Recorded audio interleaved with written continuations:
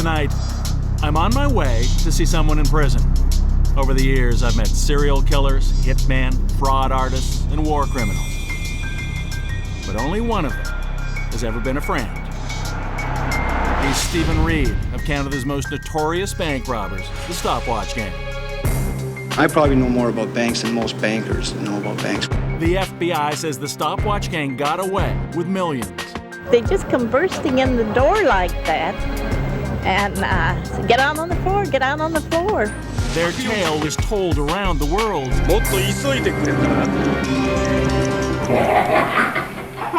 But then, Stephen Reid settled down. Or so we thought.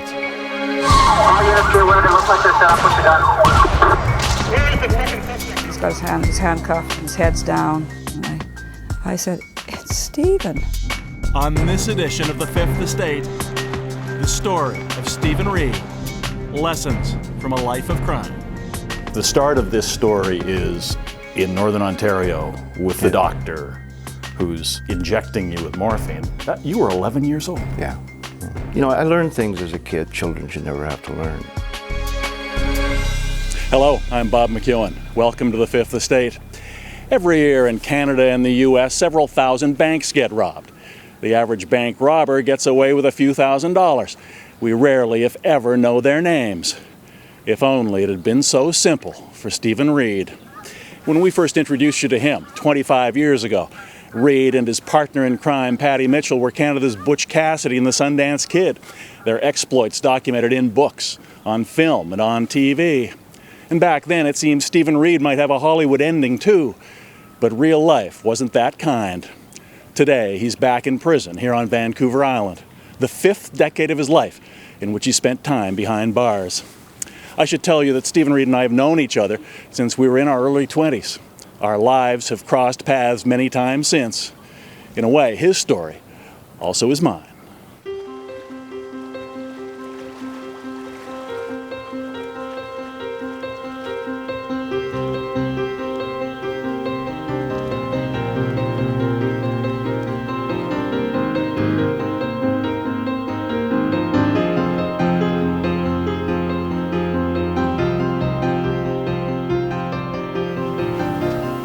Stephen, you always knew how to make an entrance. Hi, Ollie. I'm not the only one who's going gray. Yeah. Well, you've got more of it than I. Mine are well earned. Nice to see you. Oh, yeah. Come on. Come sit down. Yeah. He's 60 now, with health problems and family troubles, and 6 years in prison still to serve. When we first met one another, it was in Ottawa, the better part of 4 decades ago. Describe the Steve Reid I met there then. Well, young, I was on the run, young, full of energy and, fully kind of criminalized and fully, just into the life. Stephen Reid's life then was such that at just 22, he had not only already been imprisoned for bank robbery, he'd already escaped. After convincing the warden at Warkworth to send him to a seminar on inmate recreation in Ottawa, he then somehow persuaded his guards to stop for Chinese food. So I said, well, let's go for dinner after. There's a Chinese. I said, God, I haven't had Chinese food forever. Oh, Steve, when I can't, we have to be back, and you're not supposed to stop. And I said, well, I haven't. Come on, and they were nice people, and they stopped. They ordered dinner, and I said, I'll be right back, and hang out for tea, and I was gone. When he went to the bathroom, it was 3 years before they saw him again. Hiding out in Ottawa in 1973, Reid encountered the man who would be his best friend and mentor, Patrick Michael Mitchell, known as Paddy. An established thief and well-known man about town, he took Reid under his wing. He'd come down, he'd say, here, Steve, here's 500, so you got some pocket money, and look, you don't have many clothes, here's, I'm about your size anyway, why don't you take a few of my things. Meanwhile, I got the price tag still on him, he just kind of bought them for me. It wasn't long afterwards that I first met Stephen Reid and Paddy Mitchell. It was at a legendary Ottawa tavern a couple of blocks from Parliament Hill called the Belclair Hotel, where the owner liked to invite customers to have lunch with him at what he called his celebrity table. There were politicians and athletes and journalists, but always one or two people who could probably best be described as colorful characters. I was then a member of the Ottawa Rough Riders, number 42, like Steve, in my early 20s. As fate would have it, the proprietor of the Belle Claire invited us both to lunch on the same day. Number 42, Bob McKeown. As that football season unfolded, we were on our way to the 1973 Grey Cup. Let's go! Let's go! Casada takes the snap from his Yale center, Bob McKeown. When we beat Edmonton for the championship, there was some celebrating to do. If you were a Rough Rider in Ottawa back then, you were welcomed almost everywhere. And over the months to come, I frequently encountered Stephen and Patty. They were good company, good storytellers. We'd talk about sports and women and friends we had in common. But come to think of it, the one thing we never talked about was their line of work. I know now, of course, that while discussing football over a beer, they had their minds on something else, their dream score. Through an acquaintance at Air Canada, they learned that every so often a shipment of gold arrived at the Ottawa airport, bound for the Canadian Mint. It was unloaded and kept in the cargo building overnight. Patty Mitchell's plan was that Stephen Reid would put on a uniform with an airport ID tag, displaying this picture, then walk in and out of the cargo shed, as Stephen later described to me. That puts you in the area where where you want to be. From there, it's nothing to come out. You know, like once you're in there, you just come out this other way. Nobody's going to question you coming out. It's going in, right? And nobody's going to question you doing it. Boom, boom, boom. So away we go. We put our move. That's all I had to do was put it to him that way, and then just leave it with him like overnight. And you leave Patty with something overnight, he'll come back and he'll tell you how to do it. The result was the biggest Canadian gold robbery ever, though the headlines the next day got it wrong. In fact, the stolen bullion was worth $750,000. And whoever was responsible for that dream score seemed to have got away without a trace. For a while, the airport robbery was topic number one at the Belle Claire and other Ottawa watering holes. Though certainly I, for one, had no idea our pals Steve and Patty had anything to do with the richest gold robbery in Canadian history. Then I retired from football and took a job with the CBC. And the big story that year was the arrest and trial of those charged with the airport gold heist. Imagine my surprise. Reid, Mitchell, and their partner Lionel Wright might have made a clean getaway, except for one thing. The RCMP got their acquaintance at Air Canada to talk. Steve, Patty, and Lionel each got 20 years. When we come back, behind bars, but not for long. They were dressed in white hospital gowns, white hospital hats, white masks, and they ran towards us, but they were carrying guns. And life on the run. If you went any place, particularly with Stephen, he always put the bill. You know, he'd never let anyone else pay for anything. Did you use credit cards? A check? Cash. No, cash. 20s. Crisp new 20s? It's brand new. It was to become Canadian bank robbing legend. Convicted of stealing $750,000 in gold, Stephen Reid, Patty Mitchell, and Lionel Wright faced decades in prison. One by one, they were about to rectify that. Lionel was the first to go, finding his way over the fence at the detention center in Ottawa. Steve and Patty were in maximum security, but a couple of years of good behavior earned them a transfer to medium security at Joyceville, Ontario. There, Steve became chairman of the Inmate Recreation Committee. He enthusiastically watered the prison rink, and when the inmates donated a trophy to the local minor hockey league, he volunteered to present it. The last time it was Chinese food. Now he convinced his guards to stop for fish and chips. We stopped at a seafood place and said, geez, there's a nice, oh, no, we know about, come on, you guys haven't had fish forever, haven't you? No, none of that, you ain't going to, come on. All right, we go and see him. Again, he excused himself to go to the bathroom. When the meal came, the waitress said to me, would you like me to put his meal away in the oven to keep it warm? Guard Andy Houston. I said, well, no, he's just gone to the washroom, he'll be right back.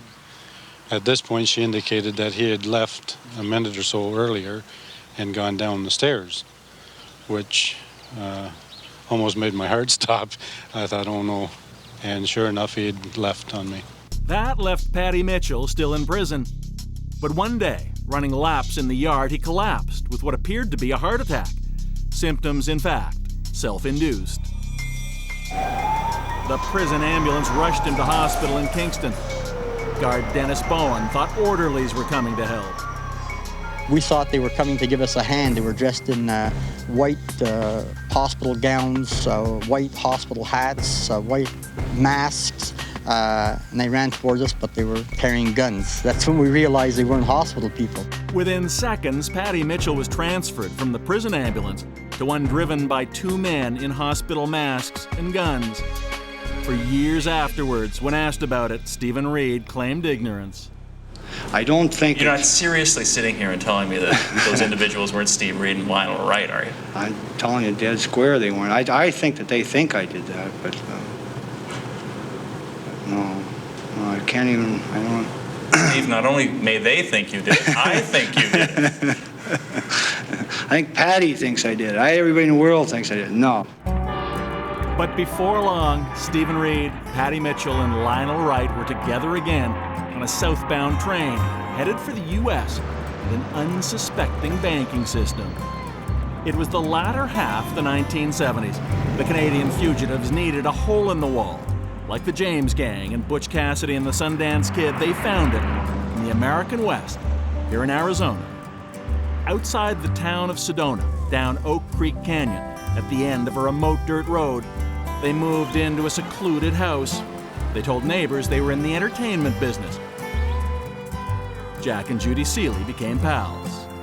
Stephen had said that he owned a laser light show that they used at concerts, rock concerts, Right. and that he had sold the company, but he occasionally would go back as a consultant. It was a story that could explain the beautiful hideaway, complete with its own trout stream, the frequent business trips, and the ready supply of cash. If you went any place, particularly with Stephen, he always foot the bill. He'd never let anyone else pay for anything. Did he use credit cards? A check? Cash. No, cash. 20s. Crisp new 20s? It's brand new. A pilot, Jack Seeley taught Stephen Reid to fly and often ferried Paddy Mitchell to Phoenix for gourmet cooking classes. But there was always another business trip. According to the FBI, the trio from Canada robbed more than 100 U.S. banks for as much as $15 million. And then there was the Stopwatch that earned them their nickname. They realized they had to get in and get out quickly.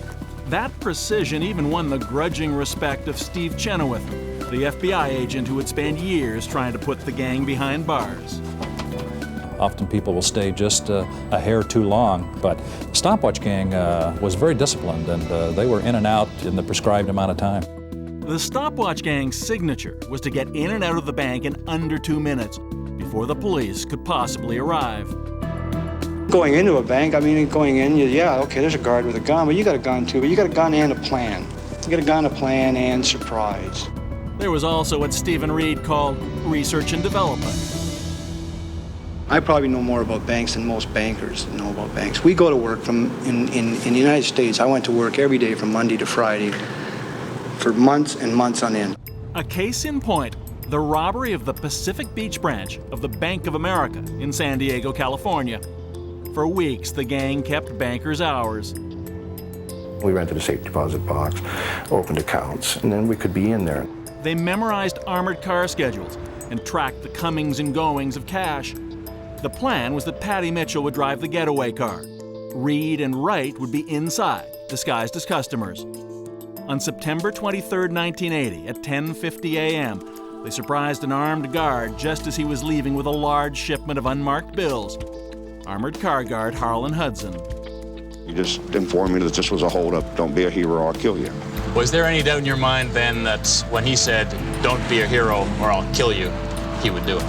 No, none whatsoever. Later, Stephen Reid told me he was constantly haunted by the fear of having to shoot or of being shot.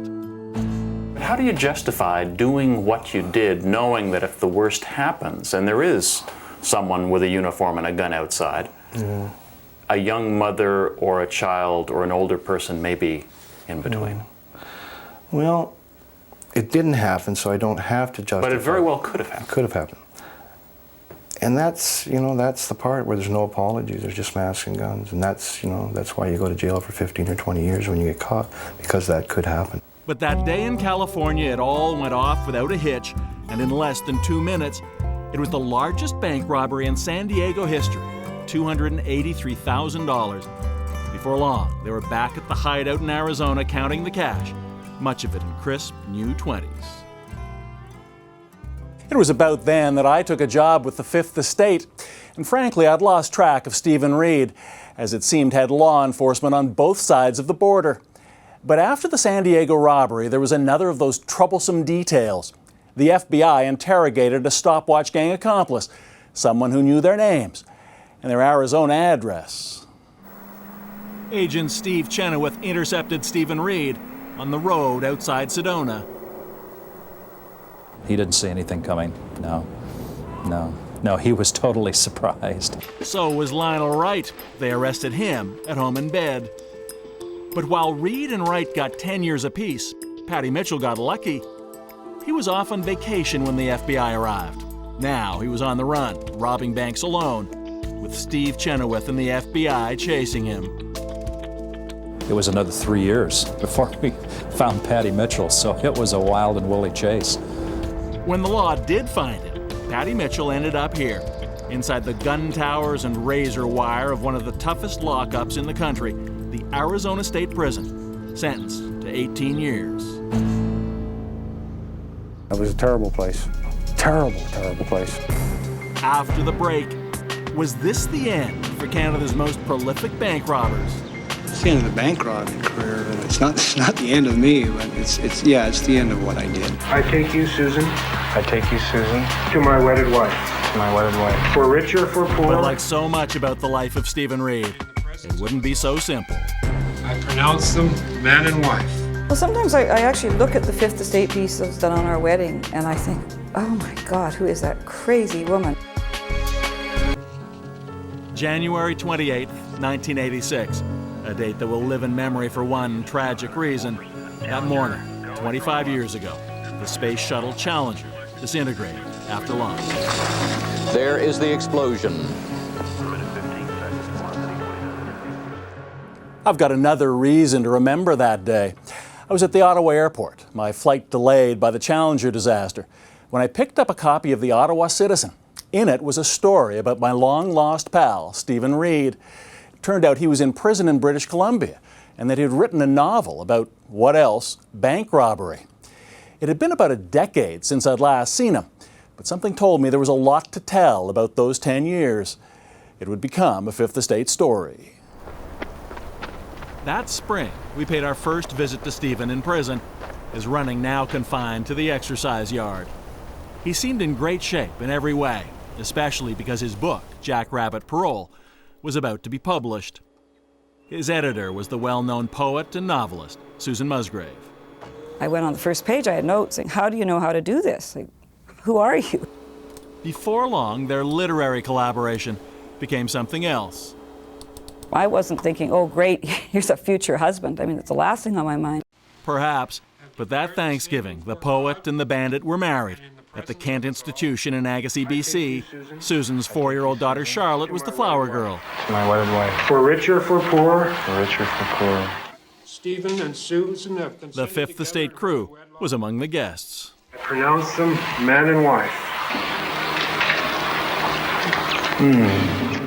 Well, sometimes I actually look at the Fifth Estate piece that was done on our wedding, and I think, oh my God, who is that crazy woman? I mean, at the time it seemed completely normal to me, but now I look and I kind of have to look away. I go, oh, I would just, if I were a normal member of the public, I would think, that person is out of her mind. Hi, Mom. Stephen Reid now admits there was a lot he kept hidden from everyone. We were at your wedding. Yeah. At the Kent Institution in Agassiz, BC. What was that guy like? How had he changed from the 22-year-old? There's still a lot of arrogance there, you know. I believe, a guy who's really full of himself in some ways. You can't face some of the harder truths when you're in maximum security. Some of them you can, but some of them you can't. You have to put them over here because you have to live, you have to survive. Speaking of survivors, about the same time, there was news about Patty Mitchell. News Center 10. Here's where the escape started, in the corner of an empty visitation room. 3 inmates climbed on top of this pop machine, pushed open a ceiling panel, and crawled into an air conditioning duct. It seemed that Patty was long gone from the Arizona State Prison. Steel bars inside the ducts are supposed to prevent such escapes, but apparently the bars were cut with a hacksaw. Till then, they said, he'd been a model inmate. Didn't give any staff any problems, was real respectful, always willing to work. Unfortunately, Mitchell told us later, the staff had no idea what he was really working at. It was a 3 or 4 month daily chore. Cutting bars, cutting ducts, getting out. His escape route went right over the warden's desk, then into a storage room with an unlocked door. In smuggled street clothes, Mitchell strolled through that door and past this gun tower to a waiting car. Probably the greatest day of my life walking out that door. After his escape in 1986, Patty Mitchell would be a fugitive for 8 years. And back in Canada, on the verge of his parole, Stephen Reid seemed determined to leave his past behind too. Is this the end of the career of one of Canada's most notorious bank robbers? It's the end of the bank robbing career, but I don't think it's the end of. It's not the end of me, but it's the end of what I did. At first, that seemed to be the case. After rehab, he walked out of prison clean and sober. He moved into Susan Musgrave's house on Vancouver Island. He says he bought himself a weed eater, and eventually they had a second daughter, Sophie. Hi, Sophie. Wave to the camera. Wave to the camera. Reid kept writing and frequently appeared on TV, commenting on issues like prison reform. Next time you're sentencing a bank robber, give him 5 instead of 10 and take the rest of the afternoon off. Becoming a published writer takes... He began to lecture and teach. Just write every day. During that period, I often visited Stephen when I was on the West Coast. We'd talk on the deck and watch the kids play on Sophie's trampoline. It seemed, and I hoped, that Steve was defying the odds. In your experience, have you ever seen someone with that background leave prison and turn his life around 180 degrees successfully? No, I really haven't. And I thought he honestly had a very good chance of making this work. FBI agent Steve Chenoweth was the man who put the Stopwatch gang behind bars. He says bank robbery is not an easy business to quit. Bank robbery in and of itself is the most addictive drug that an addictive high that they can get. What is it about bank robbery that does that? Once they do it and they feel that, they can't stop. They've got to come back and do it again and again, and that's the reason why we catch most of them. With Stephen Reid's criminal career finally over, now retired FBI agent Steve Chenoweth did something he had never done before. How you doing? He came to Canada to meet Reid and talk about how he had managed to turn his life around. He did mention to me that it was certainly an effort on his part to stay clean and sober, and that it wasn't easy. It was a very nice meeting there, to say the least, and I'm glad I did it. It was years since Chenoweth or Reid last saw Patty Mitchell, but once in a while, a robbery with a Stopwatch gang touch would make the news. A big score, a precise getaway, some memorable masks. They knew he was still at work. And there was official recognition, a place on the FBI's most wanted list. The legend of the Stopwatch gang continued to grow. He's disguised himself as a conehead. He's disguised himself as Ronald Reagan. There were TV shows, movies. Put your hands up, nobody's gonna get hurt. Their story told far and wide.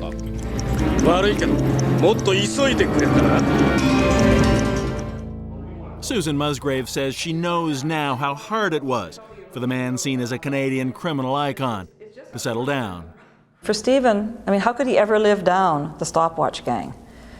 Even if he wants to move on from it, he's not allowed to forget that. He's still invited to dinners because he's the bank robber. People wanted to hear about prison stories and robbery stories and FBI stories and things. So I was kind of like the chamber music in the corner. You know, I realized, you know, at one particular dinner, I realized, you know, I had a moment of clarity, and I said, this wraps up the last few years of my life. I'm here for the entertainment. In the early 1990s, I made a change too, leaving the CBC for a job in New York with CBS News. By then, Patty Mitchell had risen to number 7 of the FBI's 10 most wanted fugitives. I did a story for CBS called Where's Patty? We soon found out. I was down to about $4,000. I had to go back to work. But Patty's first day back at work in South Haven, Mississippi, also would turn out to be his last day on the job. When he picked this bank, he had no idea the police were parked nearby. So when I went roaring in the bank to rob it, there was a policeman sitting across the street watching the bank. Patty Mitchell was arrested and sent to the federal penitentiary at Leavenworth, Kansas. When we last met, he was generous with his time.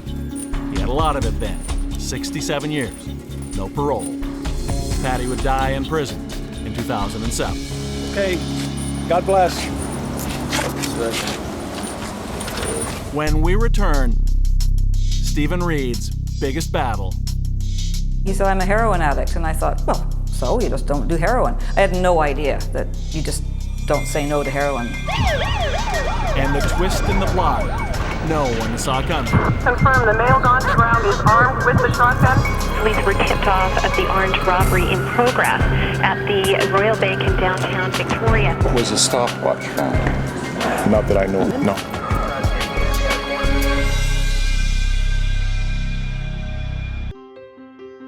In the almost 40 years I've known Stephen Reid, I've learned a lot about him. Perhaps most importantly, something I've only recently come to understand, that he kept secret for years. It goes back to the town of Massey in northern Ontario, where Stephen Reid was born to a mother of 9 and a father who worked and drank. It may be why no one noticed when, not yet in his teens, the precocious Stephen began spending much of his time away from home. Playing hockey, he usually said. In fact, the 11-year-old had caught the eye of the local physician, a middle-aged bachelor with a fancy car. The start of this story is in northern Ontario with the doctor who's injecting you with morphine. You were 11 years old. Yeah. You know, I learned things as a kid that, you know, children should never have to learn. Night after night, the doctor would take him for a drive, empty a syringe in his arm, then sexually molest him. Reid eventually fled northern Ontario to go west, losing himself on the streets of Vancouver when he was just 13, selling drugs in Seattle and San Francisco at 14, robbing his first liquor store 2 years later. At 20, he was sentenced to 10 years for bank robbery. It seems to me the wonder isn't that, you know, you're back here again at 60. The wonder is you're alive at all. To be anywhere at 60. Yeah. The addiction's really deep grained in me, and you know, it came from those days. Like I said, you know, I learned and had things happen to me that, you know, just shouldn't happen to children. So I learned, you know, and those are hard memories. What I've got to do is manage my time better. Memories so hard. It was only long into their marriage that he shared them with his wife. For years, he didn't tell me the truth about it. He told me that he had traded, how did he put it? He'd got morphine from a doctor, but he didn't say he didn't say he was 11. And in the correction system, one of the psychiatrists has put in a report that he traded sexual favors for drugs when he was 11. And the prison chaplain and a whole lot of people got pretty upset. They said, when you're 11, it's called something else. It's not called having sex for drugs. It's called pedophilia. But blaming his background, the abuse and the addiction, is something Stephen Reid has never done. It doesn't excuse his crimes, but it may help to explain why he couldn't just quit. Victoria, BC. June the 9th, 1999. Stephen Reid had been a free man for almost 13 years. Police were tipped off of the armed robbery in progress at the Royal Bank in downtown Victoria. Victoria Police spokesman Mike Yeager. Somebody across the street from the bank observed a suspect carrying a rifle, I believe it was, walk into the bank with a plastic mask on. The man with the mask also was wearing a police uniform. When he left the bank with about $100,000 in cash, the real police were waiting. The getaway car pulled off, officers in pursuit. Down the street at the Lawn Bowling Club, they couldn't believe their ears when they heard the gunshots. I had no idea what was happening. Delta 5, Delta 3, direction of travel. The gunman careened past a cricket pitch, then down nearby streets, bullets flying. It seemed a miracle no one was hit. They end up trying to force the car up a driveway as far as they can, and then they abandon the car. Finally, one suspect was arrested near the getaway car. He's got one in custody, long hair, very long hair, blue shirt. But the other gunman had disappeared. Delta 2, where is the second suspect? Any ideas? Left Montreal going into an apartment. Before long, at this apartment building, there was a knock on the door of Unit 206. When you looked through the peephole, what did you see? I see the man standing, he turned back and then his back said police. Kathy Tuplik let the man in. She says she realized something was wrong when he went into the bedroom, took off his police jacket, and hid his gun. After trying to hide himself inside the sofa bed, the intruder lay down, asked for a cigarette, and began talking about his family. He just say always, if I won't harm you. Outside, the SWAT team surrounded the complex. For more than 5 hours, police searched door to door. By the time they arrived at apartment 206, there already were suspicions about who might be inside. Was a stopwatch found? Not that I know of, no. By coincidence, I was about to catch a flight to Victoria for a totally separate story, this time for Dateline NBC. As usual, when I was going to be out there, I'd arranged to have dinner with Stephen. Then I watched the drama unfold on TV. As they brought the suspect out of the apartment building, Steve's wife, Susan Musgrave, was watching too. So they're on the news. He's got he's handcuffed and his head's down. He's being led out by these two SWAT team people into the back of a van. And I said, "It's Stephen." And then my phone started ringing because other people were seeing it at the same time. I couldn't even speak. I was so shocked. I had no idea he was going to do that. The next day, Steve Chenoweth got the news from the FBI. You could have just knocked me over with a feather. I was so surprised and taken back by it. The question, of course, was why even those closest to Stephen Reid may not have truly understood how very difficult it was for the man everyone knew as a former bank robber to go straight. His decades-long struggle with the drug addiction forced on him at 11 and the financial problems it caused, to which he apparently believed the only answer was to go back to the life everyone else thought he'd left behind long ago. At least that part works. And was there a catalyst to this, emotional or psychological or He talks circumstantial? about being, I think he was torn between the world of gangsterism and being the outlaw and being the guy with the weed eater in the family, and a lot of his contacts were still in trying to help him out, who'd say, "Oh, I can hook you up with a load of weed or hash and you can sell that." And as soon as he moved into that world again, then he'd usually start using that, or had money and a connection with people who are in the underworld. And you couldn't blame him, that's all he'd ever known. When I next went to see Stephen, it was in jail a few weeks after the botched bank robbery. This isn't like the Stopwatch gang, what I'm accused of now. It's not in the same realm. It's not being in prison, I'm being taken to a... It had been almost 2 decades since he last took a gun into a bank. Back behind bars, he had few answers and no excuses. A lot of people would look at this and say, well, sure, there may have been pressures in the life you led, being a responsible citizen and a good husband and a father, but weighed against the cost here, those things were a wonderful price to pay. Oh, yeah, yeah. And you would say? Well, just nod my head with him. I say, you know, what,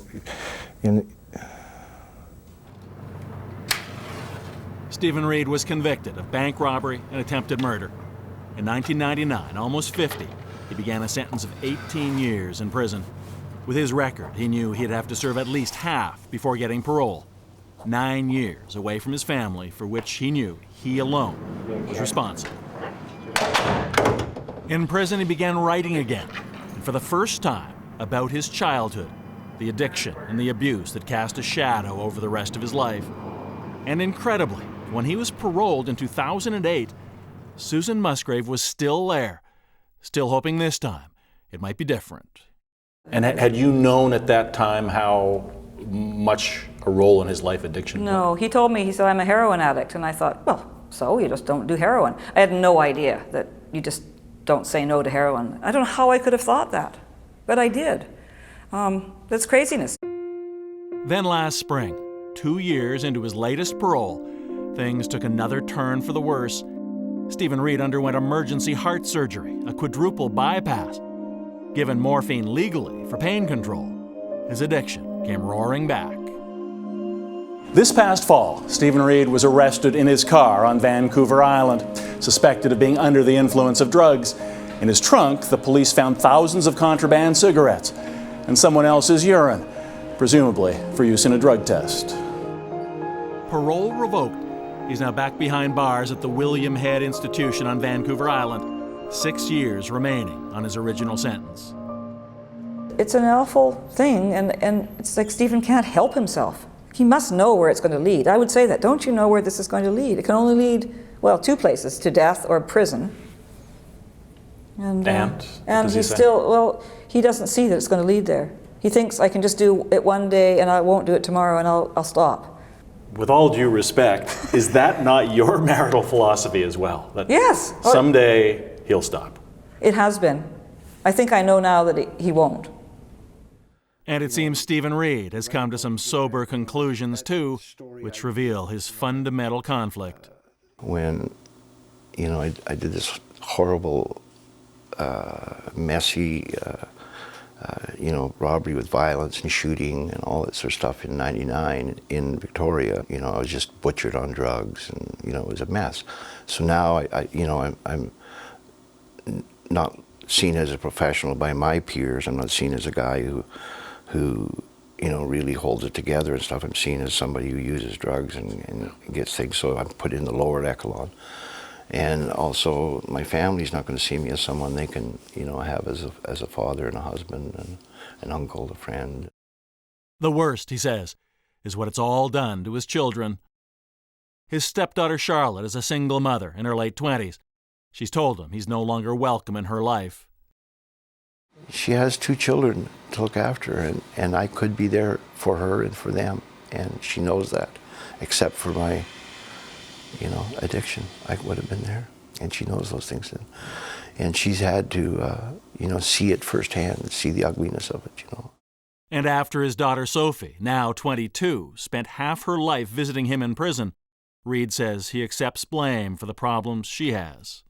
I'm very much responsible for that, the suffering that a young woman goes through, and she's exactly like me. Then there's Susan Musgrave. Against all odds, and despite Reid's own instincts, the bandit and the poet remain husband and wife.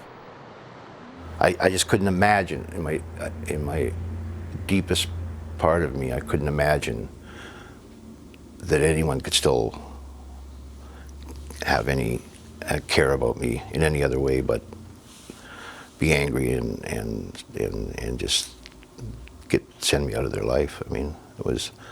But it's not the case. I mean, Susan has been through all of this. And not... Over and over. Over and over. There she is. Bob, I have no idea why the woman... I really don't. I mean, like, we have love, you know, and you have a deep and abiding love.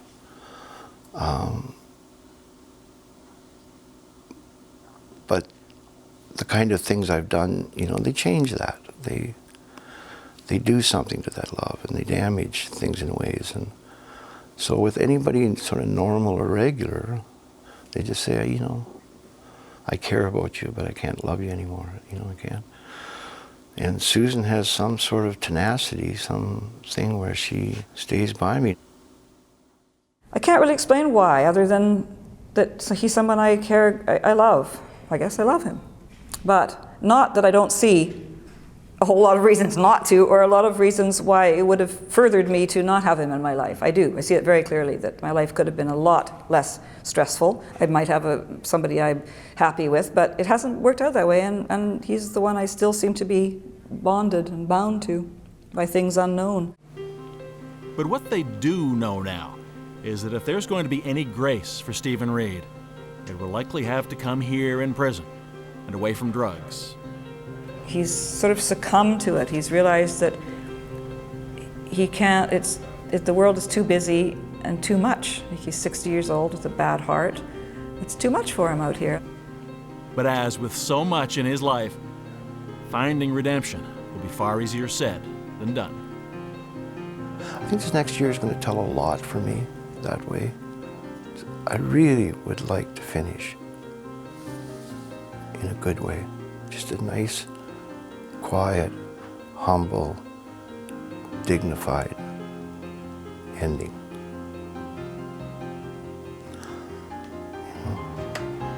Good luck, Stephen. Thank you. Thanks, Bob.